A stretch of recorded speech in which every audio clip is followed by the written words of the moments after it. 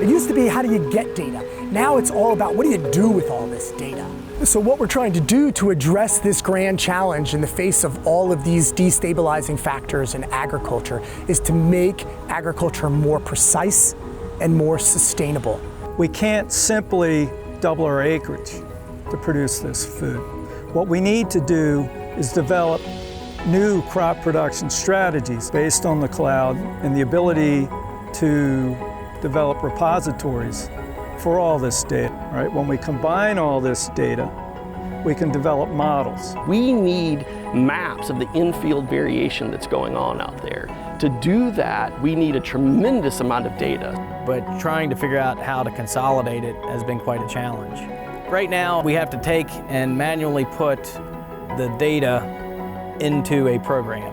What we would like to build towards is a system that's cloud-based, to where we can bring this information from all of our locations back into a single cloud presence.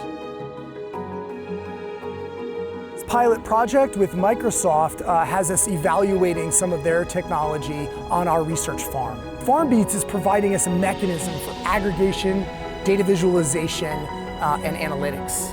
The only way we're able to do that is with machine learning and AI now. And we're able to generate those maps and recommend to growers how to alter their production on a piece-by-piece basis across that field. It's automated recommendations that growers can act on is the goal. If you had that data in a set, then you could start to build scientific stuff into it and figure out what farmers have. Once you got a big enough pool of farmers that are putting their data in, turn it into a common language and then partition that out so that everyone can have their own silo.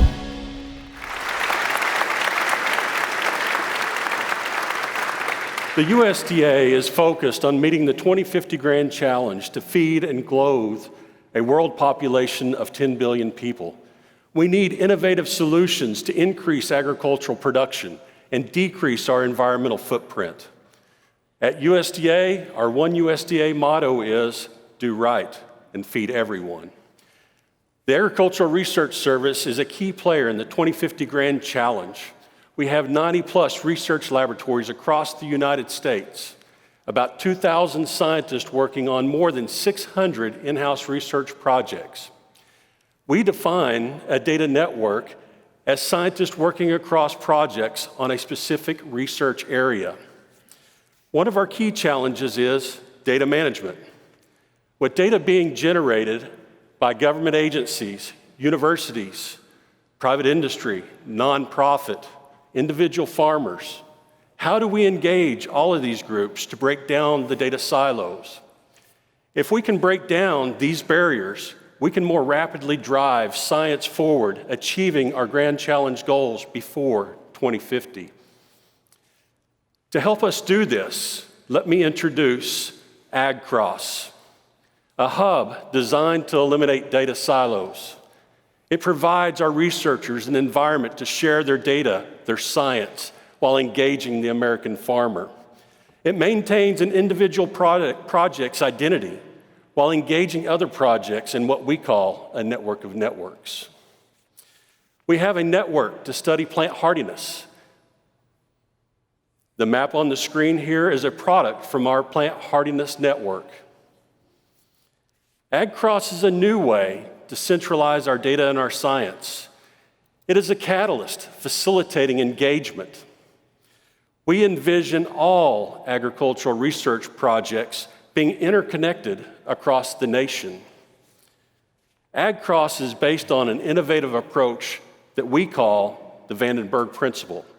Here are Bruce Vandenburg and Jennifer Carter to tell us more. The Vandenburg Principle is a standardized way to design tabs within AgCross. It consists of 6 or more tabs depending upon the study.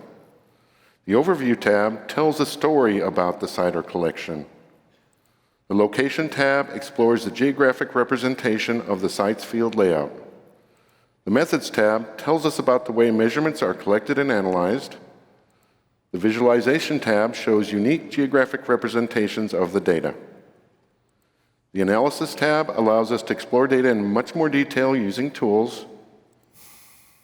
The Publication tab is a culmination of the study by presenting the scientist's publications. Links to the publication sources are provided here.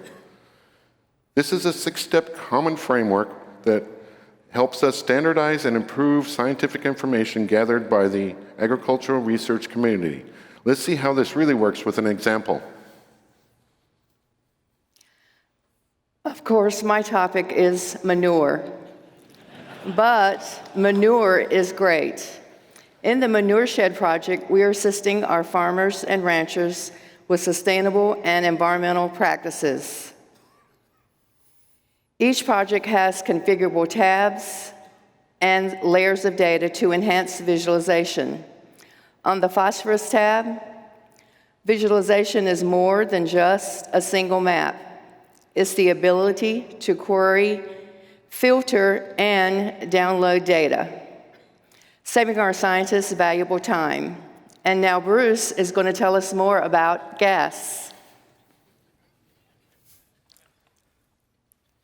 The Organic Amendments experiment in Fort Collins, Colorado is focused on both the monitoring of greenhouse gases, which is called GraceNet, and nutrients in the soil, which is called NeoNet.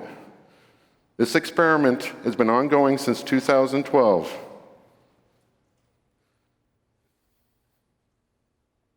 soon as they show up. The bright green plots have treatments applied to them each growing season. This experiment allows us to explore ways to minimize environmental impact by reducing greenhouse gas emissions and nutrients in the soil.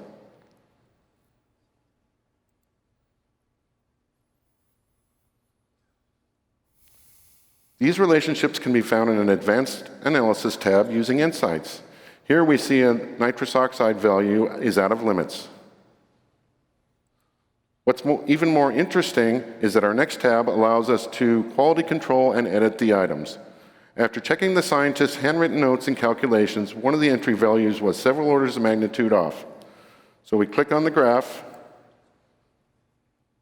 go to the list, and it brings up the survey in Survey 123. We find the value,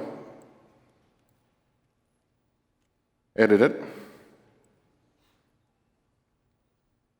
submit the survey, go back to the list, and then look at the graph again. We have corrected the data entry error. The last example shows the true power of AgCross. It provides the ability to connect multiple networks for given scientific measures. What looks like a simple graph is really not that simple. This graph of average nitrous oxide is an example of scientists integrating data across 30 different networks. For the first time, our researchers can rapidly discover, organize, and filter data, enabling them to spend more time on science. And that is one of our goals, to decrease the time that our scientists are spending on data management so that they can spend more time on fundamental research. One of our scientists, Stephen Mirsky, is here to tell us a little bit about how he engages the American farmer in what we call the on-farm network. Farming is knowledge intensive. Therefore, we need to understand how climate, soil, topography, and agricultural management interact spatially. We do this by reimagining the farm landscape as a living laboratory. And AgCross is the type of cyber infrastructure scientists like me need to achieve such goals. However, when we bring our science onto farms, we do need our protocols to be sufficiently light and tight. This is due to limited infrastructure and the increased labor costs. Iot systems are perfect for on-farm research. We can collect massive amounts of information about soil, water, and plant dynamics on farm with low-cost technologies. In our national network of 150 farms and rapidly growing, we use tablets with web-based apps, both to standardize the collection of farm management history data, as well as our protocols across a distributed network of scientists. Now let's look at some of the IoT systems that we're using. Here you can see we're using sensors with low-cost, real-time data acquisition systems for monitoring soil moisture and temperature. We can also mount to tractors multispectral sensors with LiDAR in order to quantify the spatial distribution of plant quality and quantity. Last, you see our phenocams. We call them stress cams because we can collect a ton of images around a crop while it's growing, apply machine learning to those images, and quantify when it's undergoing water stress. In all of these IoT systems, we often need a lot of training data to inform our machine learning. So in this approach, you see us using machine vision and learning to detect and identify weeds from crops. We build low-cost, low-tech solutions because we have that distributed network of scientists with various different technical skill levels and capacity. We connect to these inexpensive frames a QR code. That way, when we're ingesting these images into our statistical package, we can automate assigning identifiers to the image and do continuous machine learning. In all of this work, it requires that real-time data acquisition, aggregation, analytics, and visualization software. That's why we're collaborating with technology companies like Esri and Microsoft to build out that cyber infrastructure and the data hubs necessary, as well as the connectivity in rural America to permit edge computing, a critical component of IoT systems. When we put this all together, we build an information ecology for precision sustainable agriculture. It lets us link up our science to the data. We build insights from that data in the form of decision support tools. Those tools are informing our growers while we're actively monitoring what the farmers are doing. That data feeds back into AgCross, which further informs the tools and creates the kind of positive feedback loops necessary to feed the world in a more precise and sustainable way. One of our progressive research leaders, Dan Roberts, is working on implementing data management systems to improve the efficiencies of day-to-day research activities. From the perspective of a research leader, AgCross provides the means to decrease data touches by the scientists, increasing efficiency, increasing the amount of time the scientists have to work on this problem, this grand challenge, if you will, of producing more food while at the same time decreasing the impact of the food production system on the environment. And this is important because the year 2050 is not that far off when you consider we need to develop new technology and then transfer this technology to the farm community. What we've been talking about here this morning is how ARS is using WebGIS in this platform, AgCross, to break down these data silos that exist amongst scientists scattered throughout the United States, and importantly, to engage the farmer. Leveraging our resources, enhancing opportunities for collaboration and synergism, speeding the development of this technology. As we go forward, it is absolutely imperative that the scientists and the policymakers work together to serve the American farmer so that the American farmer in turn can feed and clothe the world. On behalf of my colleagues on stage today in the USDA, thank you. Thank you, Dan. Thank you, Mike. Thank you, Jeff. You guys. It's great. Thank you. This is amazing, isn't it? As I've sometimes described, we're moving into an era where virtually everything that moves and changes will be measured and made available, in this case, made available to farmers, a kind of distributed use of government's data, true democracy. This is a beautiful thing.